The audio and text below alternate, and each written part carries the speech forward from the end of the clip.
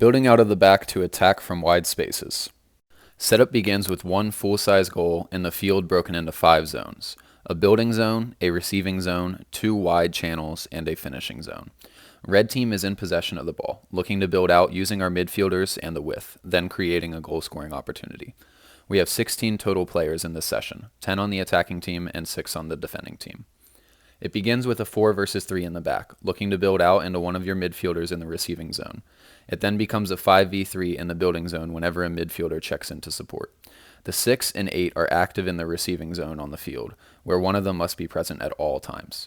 6 and 8 communicate to decide who checks in, who supports the attack, and who stays as the option centrally.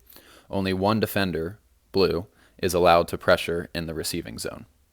Once the 6 or 8 has picked up the ball in the receiving zone, they are looking to play either winger into the channel.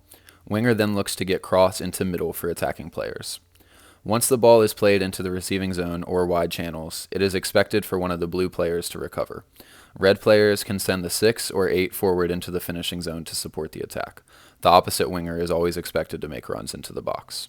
Anytime the play dies, ball resets with the red team's goalkeeper, and we build again. There are lots of ways we could progress this session. Here are some of them. You could propose where the outside back has to advance into the channel with the winger, combining on a 1-2 or an overlap before the ball can be played into the middle. You could make it so the midfielders are no longer required to play into the channel. That way they can turn and try to take the space, or turn and play into the 9's feet.